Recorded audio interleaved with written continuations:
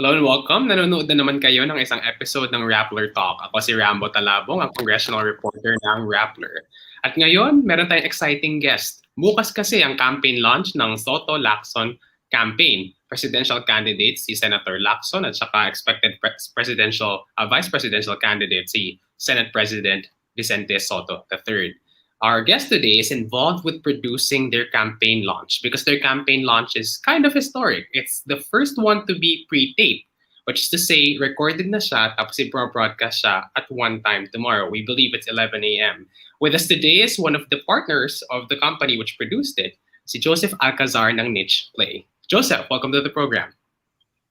Thank you, Rambo. Good afternoon. Ano ba ngayon? Good afternoon.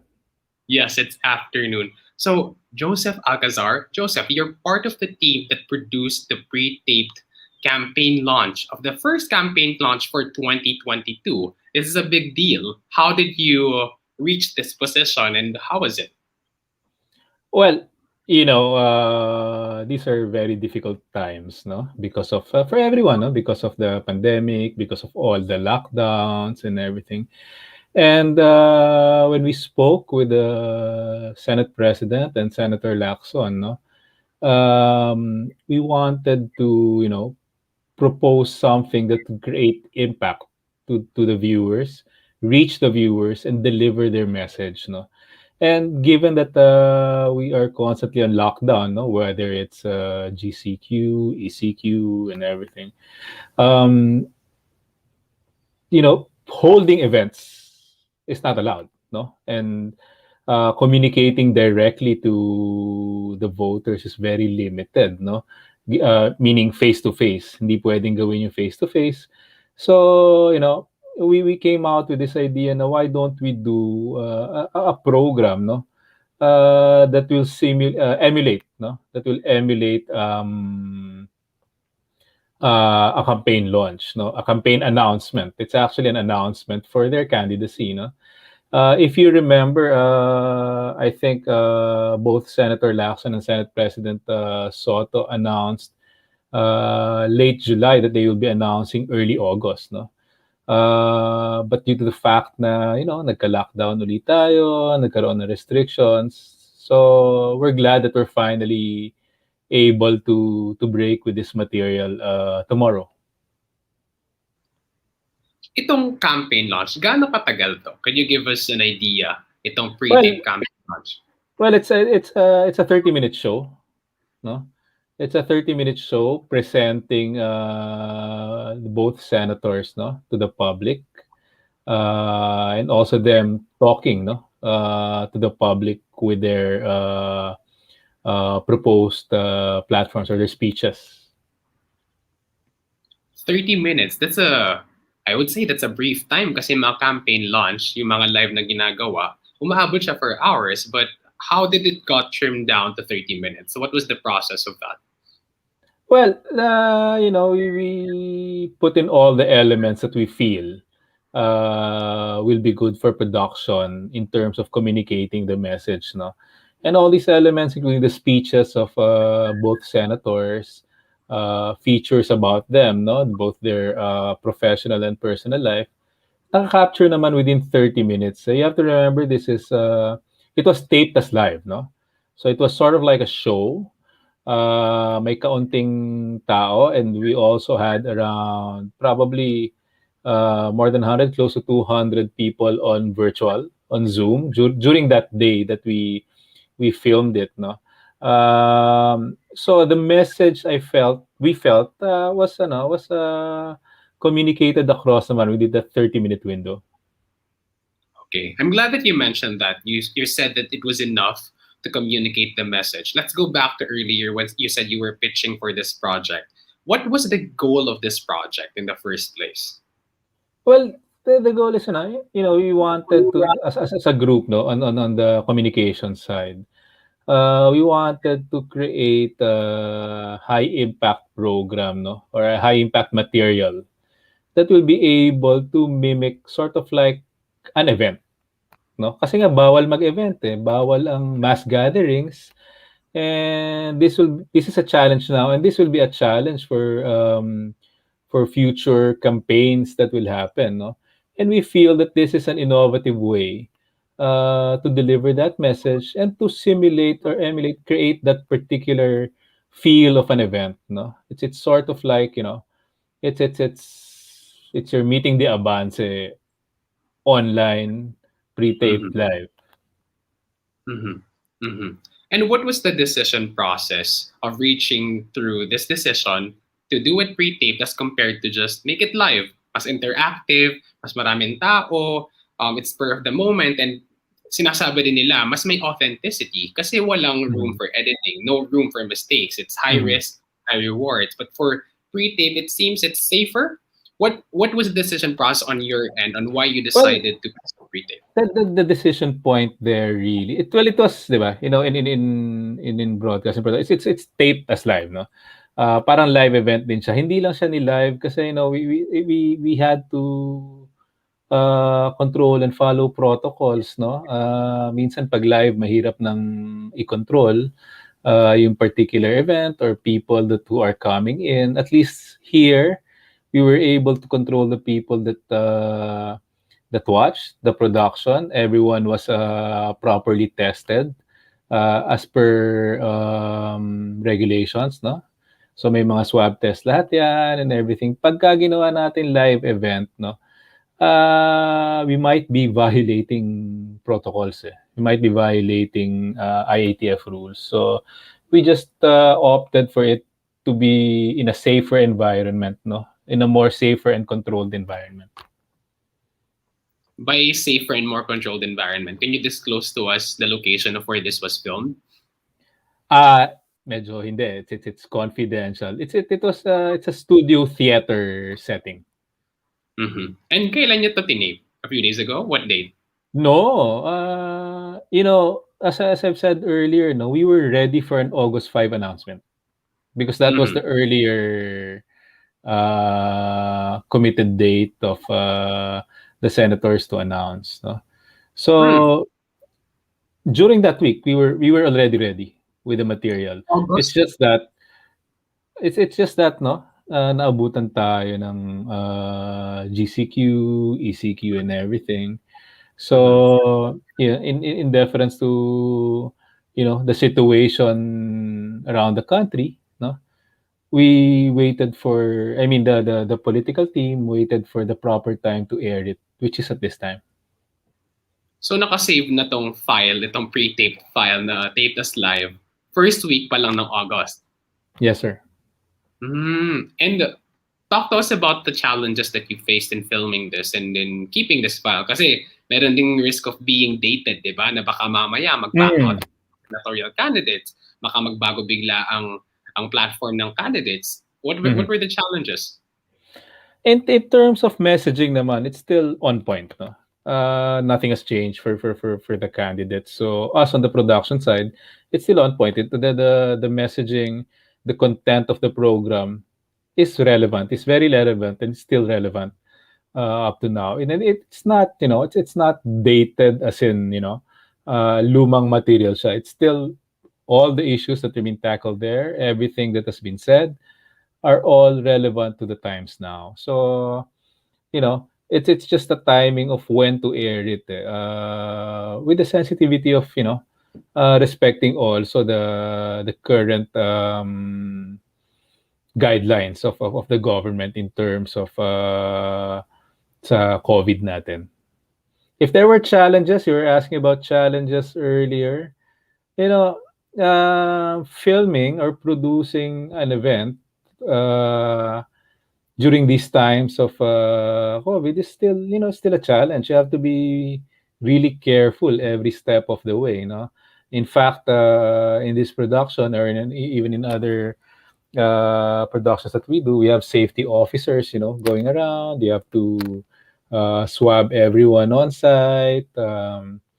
It's more of, the challenges of the new normal of producing, no?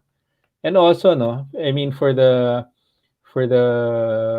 candidate for the senators, no, I believe it would have been, better for them. They would have wanted more people watching them live, no. Pero hindi talaga kaya bawal talaga. So, yun, medyo it posed a bit of a challenge, but I think with what we've done, I think the message was communicated effectively naman. Let's talk about the products of your campaign, which is of course the politicians that we have, si Senate President Soto at saka si Senator Lacson. Kamusta yung kanilang chemistry? Because people are saying that si SP Soto, bilang marami na siyang experience sa TV, of course may charisma na siya, marunong na siya magpaka sa sarili niya. As compared to the presidential candidate, si Senator Lacson na mas contained. Kamusta yung kanilang chemistry sa camera and how did you highlight that? I think they're perfect for each other. Besides the fact that I've heard, no, or I've learned that they've been longtime friends. So obviously the chemistry of partnering with each other in terms of proposing to lead the country is there, no, and having that particular chemistry and that will to serve the people together with their common objectives, and they perfectly complement each other. Paanong complement? Parang is Senate President Soto complementing or supplanting what Senator Lacson lacks in terms of energy? Senator Lacson provides a more nuance. We won't say naman, di ba, lack of energy and everything. And obviously, as you were saying, Senator Soto, sanay na sanay sa camera yan, no?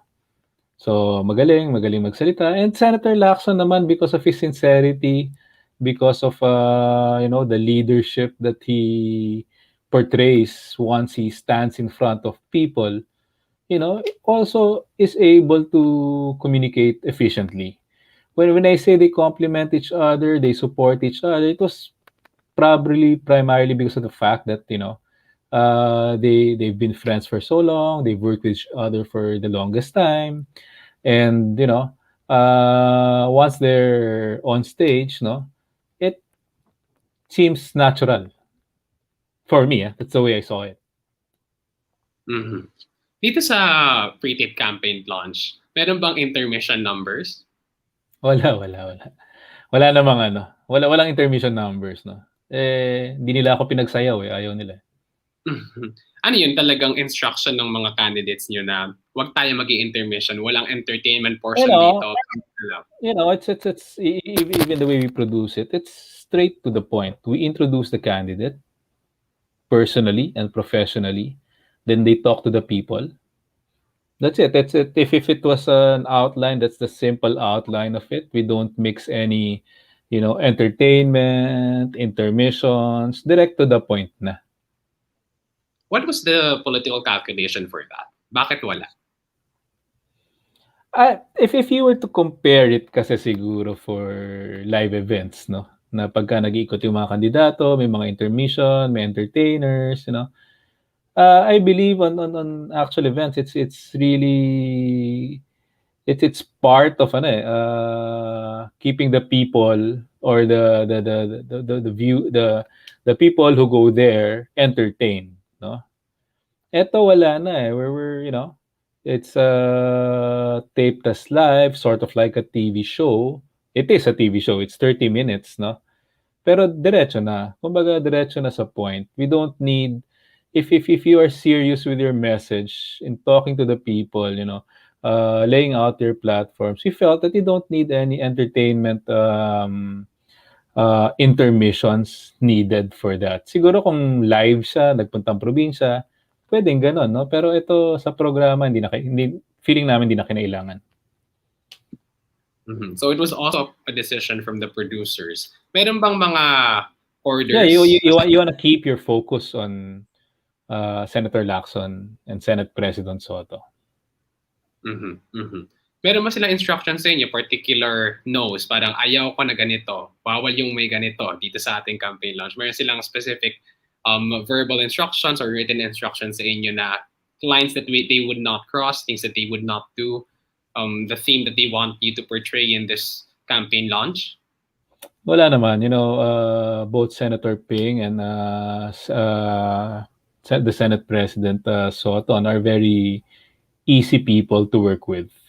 No, they're very flexible, and there were no major humps, no, in terms of producing this particular event. No, they practically gave the team, no, the free will to produce the entire event. No, it's just that, sila, they have their own speeches, they deliver their speeches.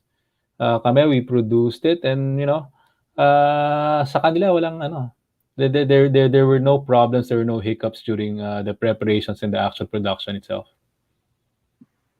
Dahil pre-tape siya, Joseph, were there any edits that you made? Filters na pinatong, may mga tinanggal kayong scenes? What were the edits that you made with the pre-taped launch? Wala naman, no. It's just making sure, no, because it's a 30-minute program, no, kahit anong programa na, that it will fit the 30 minutes.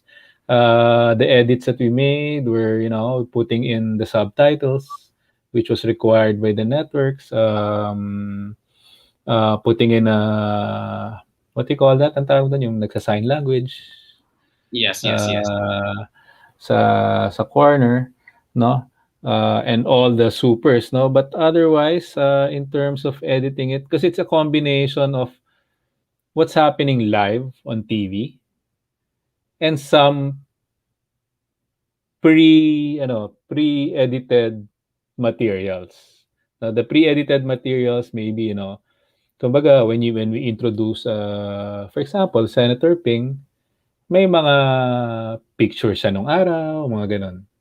So, dun namin nahabol na, okay, ganito kahaba yan para mag-fit dun sa 30 minutes. But, those particular segments which introduces them from the past things that they've done, past personal and professional experiences, may mga ini-insert na ano doon, na mga pictures or videos. So, yun yung mga edited portions. Otherwise, the speech end to end, that's it. We did not touch it.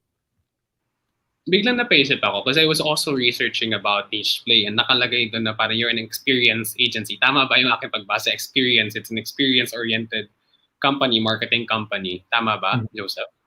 Yes. Ang mga partner natin sa Niche Play, no, has been very experienced in marketing, advertising, events, digital. So it's all all aspects of communications they're able to handle.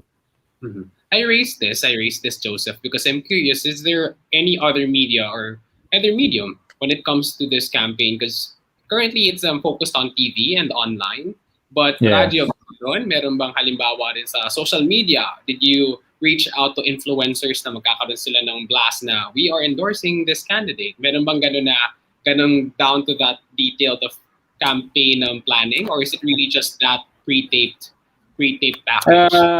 Wala pa naman, no? I think together with the team of Senator Ping and Senator Sotto,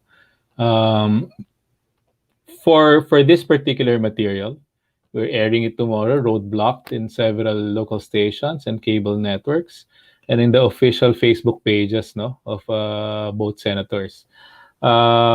In terms of how to sustain this with a particular campaign, this is something that we will continue to discuss with the digital team, with the internal team, with the political team of the campaign.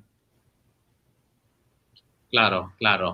And now, looking at it in a broader view, since you are one of the producers behind this first pre-tape campaign launch, and you are, I guess, expected then to be tapped in other campaign launches or other campaign material, how do you think technology has affected campaigning 2021, 2022?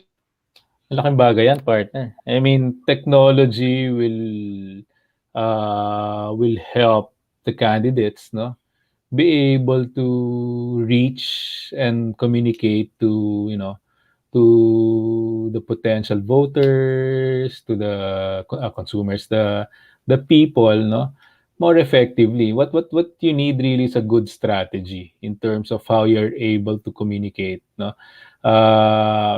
One, broadcast is still a very efficient medium. for political campaigns.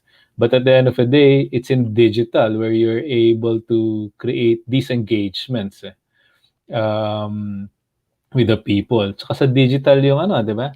Kung dati, umiikot ka ng bansa, kumakamay ka ng tao, kinamayan mo si Lola at kinausap mo, nakipagbulungan ka. Ngayon, sa digital, kaya rin naman gawin yun. There's no face-to-face. But at the end of the day, if you create good engagement and you interact efficiently and effectively with your constituents, with the people following your particular digital pages, technology will really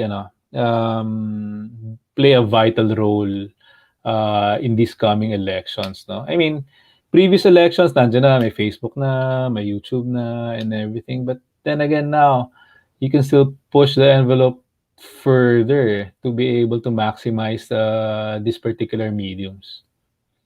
And the challenge is how do you, ano, di ba? How are you able to rise above the clutter? Di ba? Kasi dadami yan. So, for me, I feel it boils down to messaging. No? The messaging that you want to communicate and constantly pushing that particular message to the public. Tama. And I'm glad that you raised this too. Medyo hyperdrive na rin. There's the clutter of it. So my next question is, has technology changed politics for the better? Kasi parang lumalabas din na nawe-weaponize ang technology. Meron mga inauthentic behavior, yung pag-hire ng troll armies. At saka syempre, meron ding pag-curate as you mentioned earlier. Because when you talk about social media, meron na nga chop dyan, mga finifilter. And we don't know if the actual candidate that you see on your screen is the actual one that you are going to vote into office. Has it changed politics for the better, technology? Well, yes, and no. No, I mean, you're right in saying there are some people who are opportunistic in terms of maximizing the technology. But then again, sabi ko nga, it will always be there. Whatever the technology as a medium, no, nandyan yan, di ba? Facebook, Twitter, Instagram. And when I said earlier that the key is messaging, and ito personally, I feel really that, during these times, no, especially very difficult times for the Filipino people, the messaging should always be positive. No?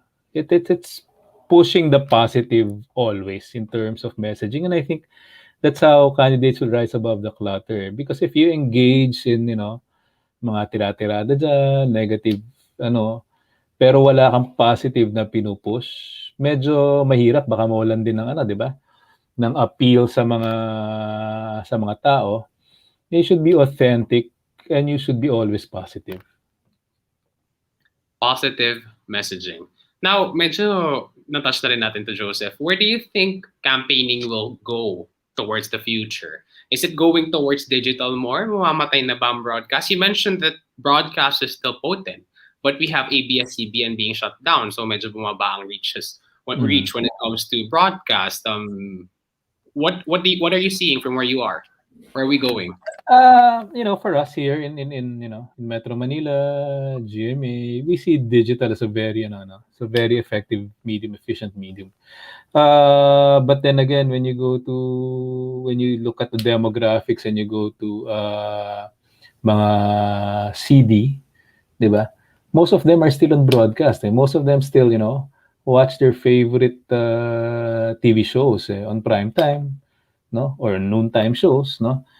So very efficient pa rin, very effective pa rin feeling ko ang broadcast, no, to bring your message. Ang problema mo na sa broadcast, it's one way, no, as compared to digital, you are able to elicit reactions, it's two way, no. So I think both will complement each other, but digital will, every year will play a big role, no, in terms of, not just campaigning. Let's not talk about just campaigning, just for marketing in general, no.